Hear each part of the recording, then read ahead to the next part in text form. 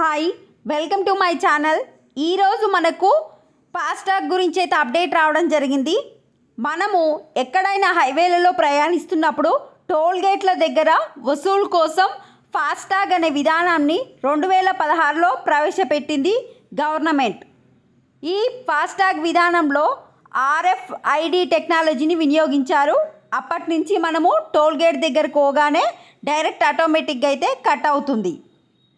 ఇప్పుడు ఈ ఫాస్టాగ్ విధానాన్ని అయితే మే 1వ తారీఖు నుంచి రద్దు చేయడం జరుగుతుంది.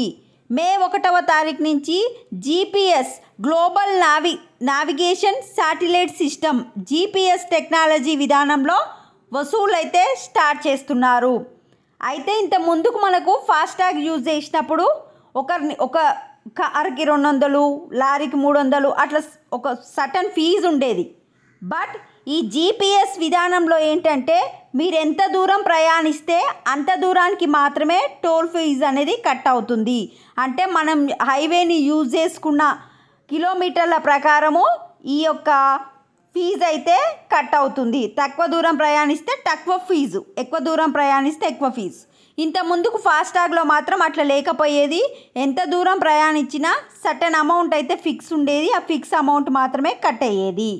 సో ఇదే ఇక్కడ చెప్పారు చూడండి. ఈ విధానంలో అంటే GPS విధానంలో వాహనదారుడు వాస్తవంగా ఎంత దూరం ప్రయాణించారో అంతే దూరానికి టోల్ ఫీజు చెల్లిస్తారు.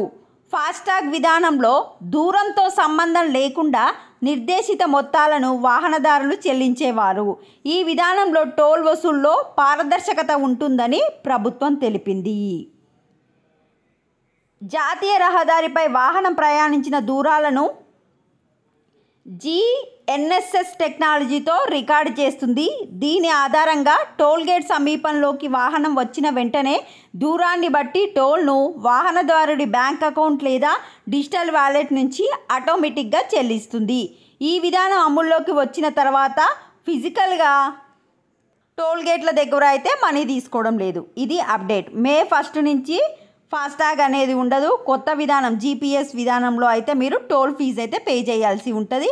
మీరు ఎంత దూరం ప్రయాణిస్తే అంత దూరం మాత్రమే మనం పే చేయాల్సి ఉంటుంది. ఇది అప్డేట్. వీడియోని లైక్ చేయండి. Thanks for watching.